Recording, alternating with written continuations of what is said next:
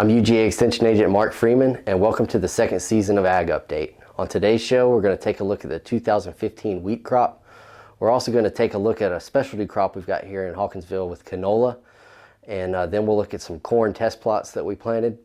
Then we'll finish off the show with the pest of the week, and then I'll answer some typical homeowner questions I've been getting the last few weeks.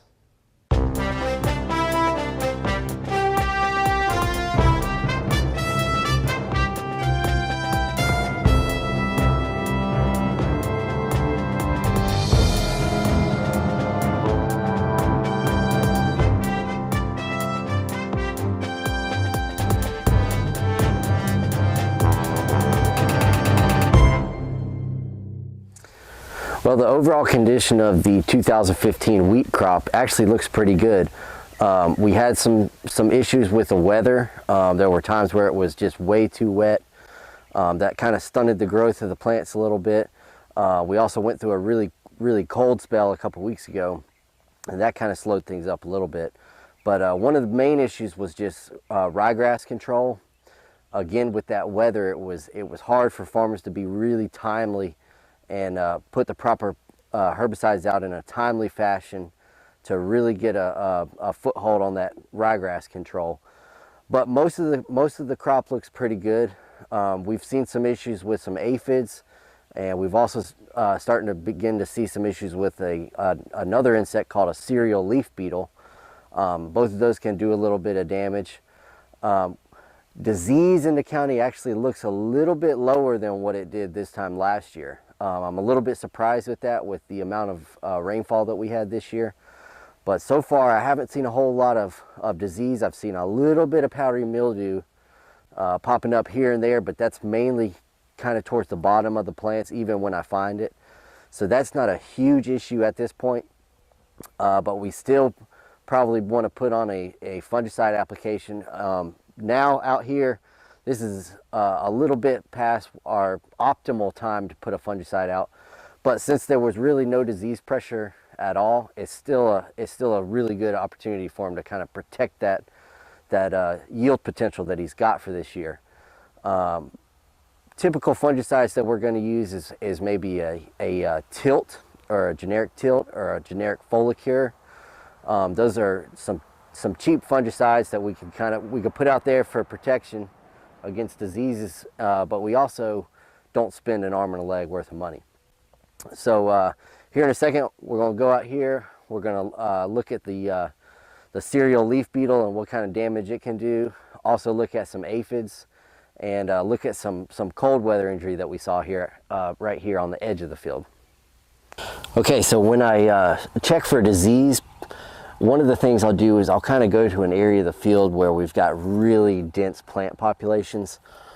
Diseases are typically going to be more pronounced when we get a lot of moisture.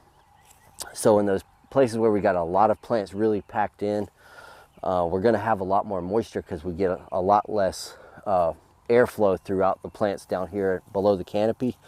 So I'll look for a really thick area. And the first thing I'll do is I'll go and I'll look at the flag leaves, and I'll look at kind of the top leaves of the plant, and I'll make sure that we don't have any rust up here. That's going to be our main concern up in these top leaves, is a rust. We have a stripe rust and a leaf rust. Both of those are going to have like an orangish coloration to them, and actually if you would to wipe the leaf like that, you would get an orange coloration on your thumb and fingers.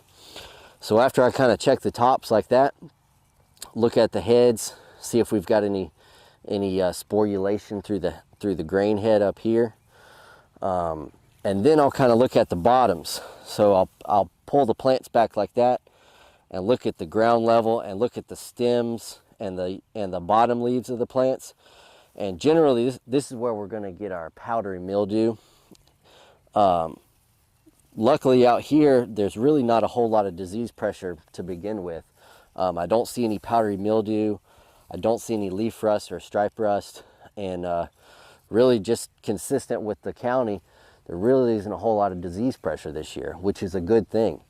But he's probably going to put a fungicide out here anyways, which is a good idea. It's just basically an insurance policy, like I was saying earlier.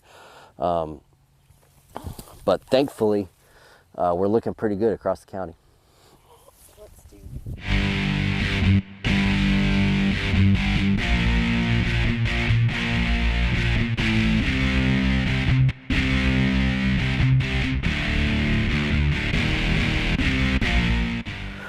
So one of the more interesting crops that I've dealt with in my time is this, and it's probably not as recognizable as it was just a few weeks ago, but this is canola.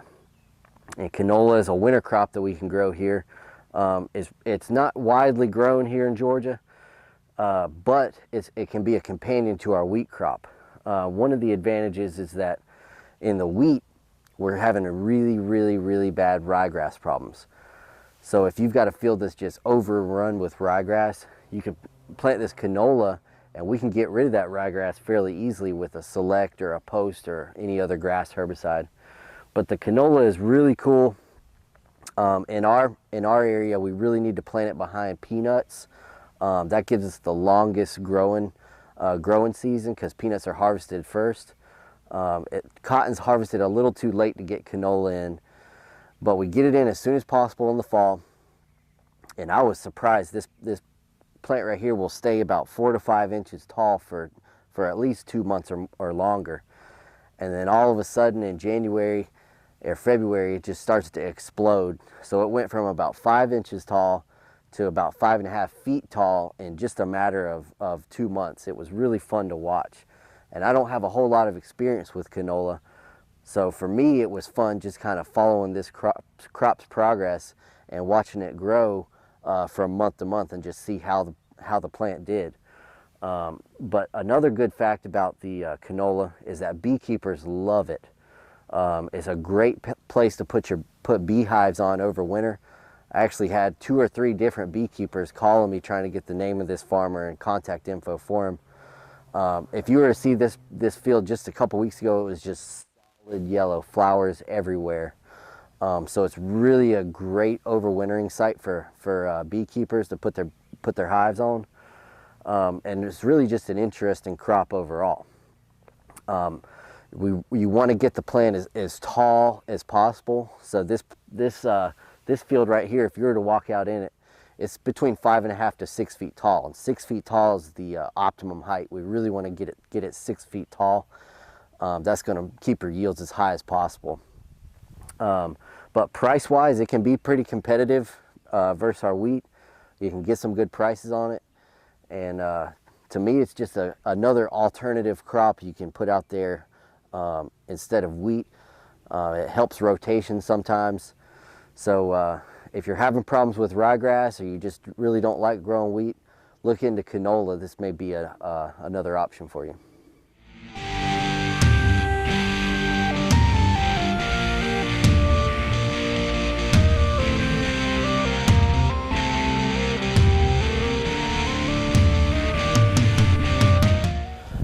So now in Pulaski County, conditions have been good for planting corn. We've been planting corn for about a week and a half, and we probably got another week and a half or 2 weeks into that window. What we did at this field yesterday was we planted what we call test plots. So what that means is we have 13 different corn varieties from 2 different seed manufacturers, and we're going to put them head to head, side by side on the farm and see which varieties do best in our situation. So different varieties are always going to do better or worse in different growing systems. This one happens to be a twin row growing system, so plant populations are always going to be a little bit different. Soil types are always going to be a little bit different. Rainfall is going to be a little bit different. This field was irrigated, but some fields are not. So we just want to know on the farm what varieties are going to do best for us. So yesterday we planted these. The plots were 6 rows each. It's a twin row, which I'll show you twin row in a second. And the plots were about 1/3 of an acre. So it's not a big plot, but it's definitely not a small plot either. So it's going to give us some good data.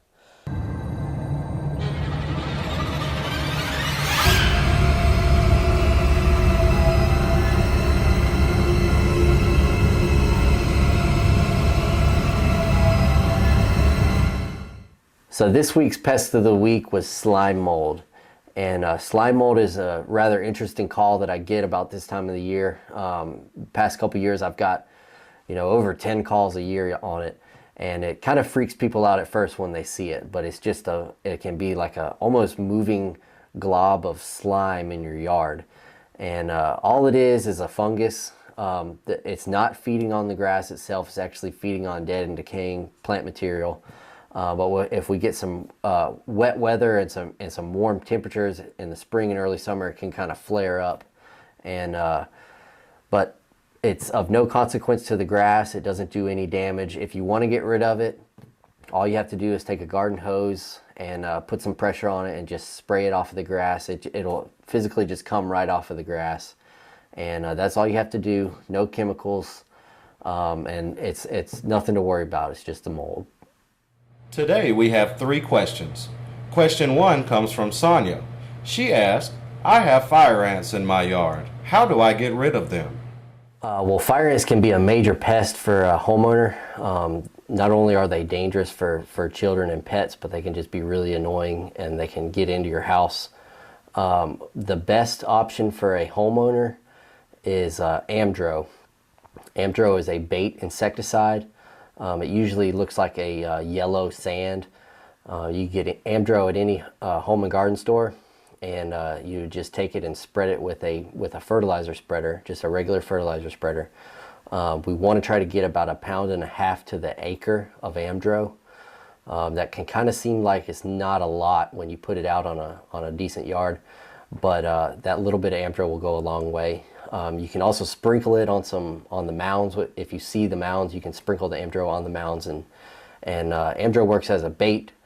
So the scavenger ants that are out of the mound will actually grab the Amdro, take it back into the mound, and that's where the queen, that's how you get the queen, because you can't get the queen with contact insecticide since she's down in the ground like that.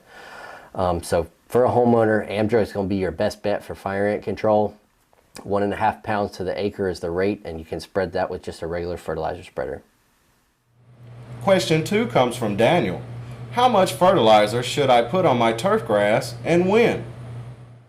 Okay, well, this is kind of a tricky question because I don't know what kind of grass Daniel has. 2 of our more popular grasses that we grow here in central and south Georgia are Bermuda grass and centipede, and those 2 grasses are going to differ a lot in how much fertilizer you're going to put on them. Bermuda grass responds very, very well to high fertilizer rates, where centipede you can actually do some harm by putting too much fertilizer on it. A general rule of thumb that we use in extension is Bermuda grass can take between 2 pounds and 5 pounds of nitrogen per every 1,000 square foot. And centipede only wants about 1 to 2 pounds of nitrogen per square foot. Now, when you go get fertilizer at a home and garden store, you're going to get something like a 10-10-10 fertilizer, which means that it's 10% nitrogen, 10% phosphorus, and 10% potassium. So if you want 2 to 5 pounds of nitrogen, let's say you want 5 pounds of nitrogen per 1,000 square foot, that's going to be 50 pounds of 10-10-10 fertilizer for that 1,000 square foot. So you have to do a little bit of math. The numbers on the fertilizer bags are just percentages. But remember, with your centipede, do not over fertilize, because you can actually do more to damage the centipede than you are doing to help it. And our final question comes from Richard. I've got dandelions in my yard. How do I get rid of them? Dandelions, we can control them with some pre-emerge herbicides, but it's too late in the year for that. So the easiest way we could get it is with a chemical called 2,4-D. You can get 2,4-D at any home and garden store.